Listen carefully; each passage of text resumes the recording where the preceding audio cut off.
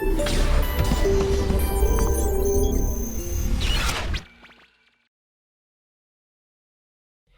Institute of Islamic Finance Professionals, the Pioneer Islamic Finance Institute in Nigeria, hosted its 2021 Annual Stakeholders Conference, an induction ceremony in Lagos with the theme Weathering the Storms in the Financial Ecosystem, the Cutting Edge of Islamic Finance.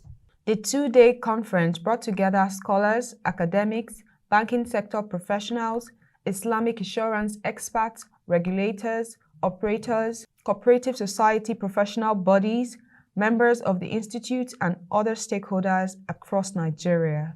Giving the welcome address, the president of the Institute, Dr. TAJUDEEN YUSUF, gave an overview of this year's conference and what to expect from the IIFP in the coming year.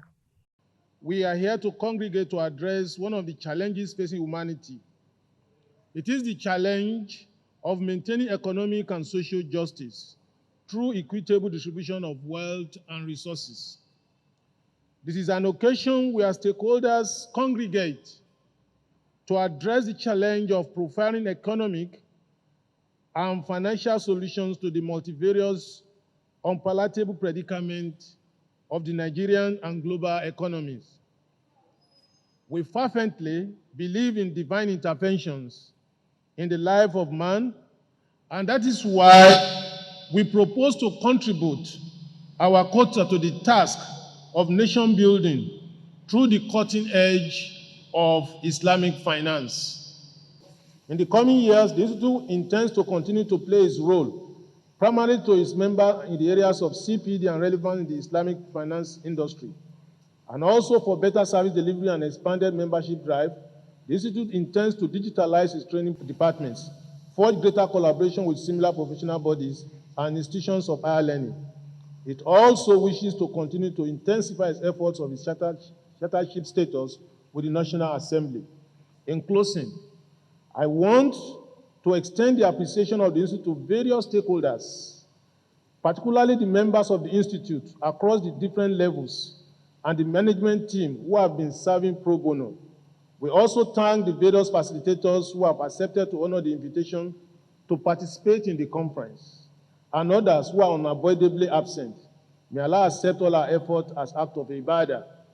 In his keynote address, Professor Ibrahim OSINIBI, Executive Director, University of Lagos Business School, representing the Vice Chancellor, University of Lagos, announced that the university would commence MSc and postgraduate diploma programs in non-interest banking and finance in the year 2022.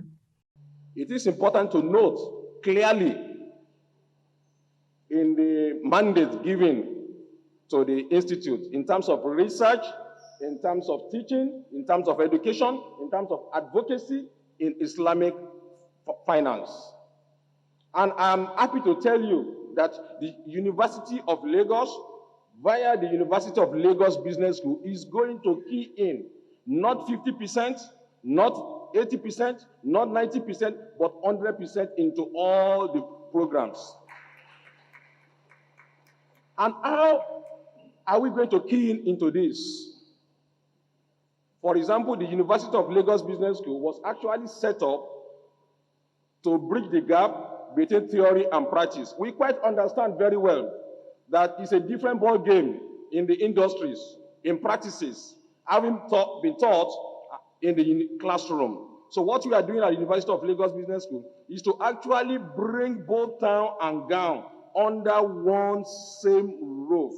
And I'm sure, as time goes on, we have already invited some of your members, and we are going to continue dialogue with a lot of you, as many of you, especially in the areas of Islamic finance, which University of Lagos Business School is not only going to participate, it's going to champion for the whole of Africa. The Day 2 session of the event featured the induction ceremony, special presentations, question and answer sessions, and 6 panel sessions.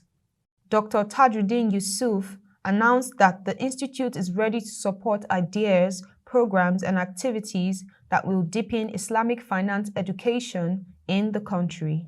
The Institute of Islamic Finance intends to be non-partisan, non-aligned. We are for ideas, support, programs, activities that will help the Islamic finance in this country. And that is why the door is wide open for everybody. All of us here today, we are ambassadors for this project. Wherever we find ourselves, we must invite people to this. We must come together. We must support this project and see it as our own. The institute is our institute. It also featured keynote speech from Honorable JIDE JIMOH, Member House of Representatives representing Lagos Mainland Federal Constituency. He provided insights on the Islamic banking system in Nigeria and highlighted some of the key issues in the industry. Prior to the last decade in Nigeria, the banking system and, of course, the financial ecosystem was largely, if not solely, dominated and controlled by the conventional commercial interest-based banks. It is worthy of note that the banking system in Nigeria is generally regulated by banks and other financial institutions. Act. Cap B3, Law of the Federation, 2004. Fear Allah and believe in Allah.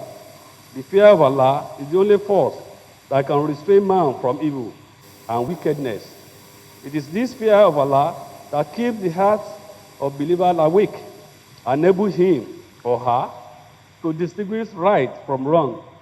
Besides, taqwa is the only virtue that brings honor to a believer, man or woman, brother and sister, father or mother in Islamic society. The second one, our society and government. Our society and government has become too porous and corrupt, absolutely corrupt, as a result of inordinate and illicit pursuit of material resources due to failure of genuine and proper law and policy in place for the implementation. The existing law are there. Are we executing it? I want to say no. Economic recovery will be the key driver impacting growth. With restrained financing growth in various societies, particularly in mortgages and corporate lending investment, to assist agriculture and farming and every other business that are genuine in nature. Economic and financial industry policies somersault by major financial and banking industry may lead to negative impact in the society. For our growth and development, there are various impetus and the activities that are positive and negative impact, such as climate change that can come at any time by will of Allah. It's in control. Nobody is in control. 2, COVID, unexpected, is an hazard, health hazard, all over the whole world. 3, foreign exchange. Our foreign exchange policy is becoming too bad, and there is need for us to change the pattern of that system. In a country where we be having not less than 3 types of foreign exchange. For business, this amount. For school, this amount. For BTA, this amount. It's not the best for us. And I think that can be a negative aspect for any economy. Labor and civil society organization protests can also lead to problems within the financial industry and economic activity. And I want to say on this note that for the positive side of it, Islamic bank policy is of necessity and has to be strengthened. Islamic finance system is also a very important thing that we have to make sure we tighten up our belt tenaciously to have it. Infrastructure development is another thing that can assist our system. economically, financially, and in the banking industry. Dr. Ibrahim AKOSILE, who represented the rector of the Lagos State Polytechnic, in his speech informed stakeholders that the number of Islamic financial institutions worldwide has exceeded over 300 in 75 countries, valued at $400 billion. Islamic finance is one of the most rapidly growing segments of the global financial system. Islamic finance, which refers to financial institutions and products designed to comply with the central tenets of Sharia, is one of the most rapidly growing segments of global financial industry. It started with Dubai Islamic Bank in 1975 and operations in the United Arab Emirates, Egypt, the Cayman Islands, Sudan, Lebanon, the Bahamas, Bosnia, Bahrain, and Pakistan. The number of Islamic financial institutions worldwide now exceed over 300, with operations in over 75 countries and assets in excess of $400 billion US. The induction ceremony featured the roll call and award of membership certificates to the inductees.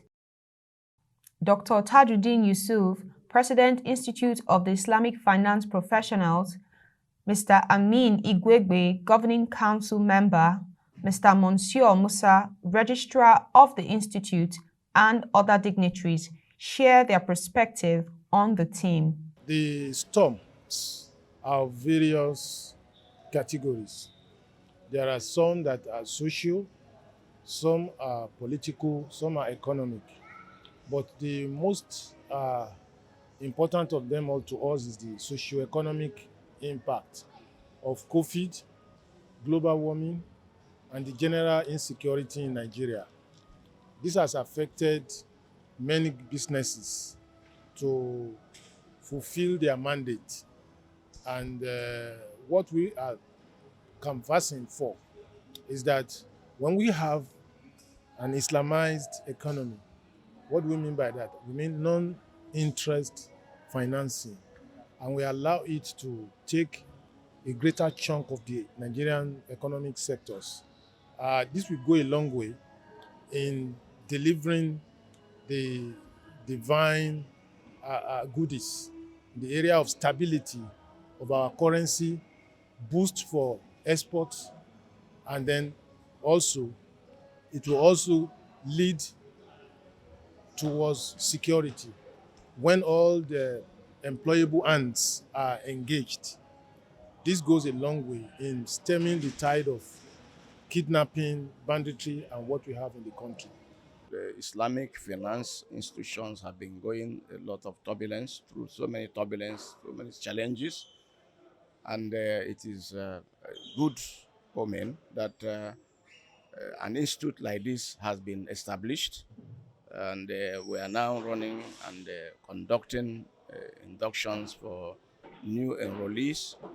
And of course, this has a very serious impact in pushing the Islamic cause very, very far forward. The Islamic financing institutions, Islamic banking, like since yesterday we have been having discussions on so many aspects of Islamic banking, Islamic finance institution, Islamic trade, and what have you. And these are actually welcomed, especially in Nigeria. Unfortunately, many people always mask anything that has Islam as something that is backward. But I assure you, from the teachings of the Holy Quran, the Sunnah of the Prophet, peace be upon him, once we abide by these principles, sky is actually our beginning, not our limit. And that is what we have proved in this gathering since yesterday. We are actually focusing on what Islamic finance has got to offer to solve various economic issues And if you look at it from what we had last year, talking about curbing inflationary issue, we've got to understand that the Islamic finance is going as what it takes to bring out the galloping inflationary trend that we are witnessing in Nigeria.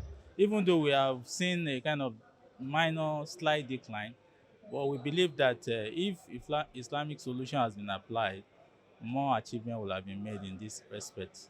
I believe is the program is an opportunity to enlighten people and equally ensure that the financial inclusion which the nation is propagating is equally well spread. Though it's an Islamic finance forum, but I could see non-Muslim being part of it, which is a good one. I believe whether you're a Muslim or non-Muslim, you need knowledge. And the more you get informed, the better one's life is. So Islamic investments, Islamic program is a program that everybody needed to be part of it and understand the workability. It's going to help us a lot. First and foremost, the role of Takaful is a very major one because for every business, risk management is a very major key. And if you don't manage your risk very well, then you are likely to have problems in the run of the business. So what we do as Takaful is to ensure that we put risk management practices in place so that we mitigate your loss, we manage the risk, and in the event that if it eventually crystallizes, we pay you and return you back to the financial position you were prior to the loss. So the role of Takaful cannot be overemphasized. It's really an important role, and it's an integral part of Islamic finance business. And it's an area that really supports the vulnerable. And there's empathy in Takaful. There's support in Takaful. There's what I'll call, fairness in Takaful. And it's really very, very, very, very important. Because for every business that you're doing, your level of fairness, honesty, and integrity matters a lot. And that's what Takaful stands. Professionalism, integrity, and fairness. Whenever Takaful is mentioned, I want Nigerians to remember that in their minds. That we're professionals, we deal with people fairly, with high sense of responsibility and integrity and honesty. The cause by the panelists and several other discussants has been the need to further strengthen the Islamic finance ecosystem, just as we are strengthening the business arm, the Sharia governance, on the one hand, we are also talking about strengthening and evolving the social finance arm over time, so that they have a way of interlacing and strengthening one another, especially when you look at the long-term funding, developmental funding, pursuing these SDGs, as a social development, or is it a sustainable development goals, among others. So these are more the areas towards which the discussions have been tailored over time. More of this kind of events will be okay, and also not just limiting it to getting involved with different stakeholders, especially these key sectors, not just from the executive arms of government alone. Should look at the legislation, and also just like one of the discussants also said, getting the judiciary is to involve in all this process, training them, because when this thing arrives, you never can tell how the judgment will go. And if the experience and knowledge is not adequate, they will not be able to resolve the issue accordingly. Everyone, whether Muslim or non-Muslim, to know that Islamic finance is no longer an area that you will be thinking that does not have a future. So with this conference, we can see clearly that there is a brighter future for Islamic finance. So those who have already keyed into the system, they have to be more committed. While those who are still looking from afar should realize that they will be missing a lot of things if they don't try to join the train. Then from the lectures so far, all the panels, various panels, a lot of things have been learned, which shows that at every stage, one will continue to learn new things. And for that reason, we could see that Islamic finance is very wide. Islamic finance, it's a vehicle that promotes equality and make things easy for people.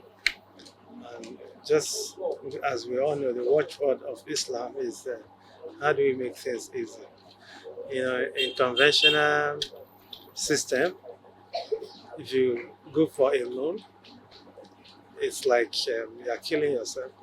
But with Islamic finance, they make it easy for you to obtain a loan, and the repayment is made easy. So this conference has been an eye-opener.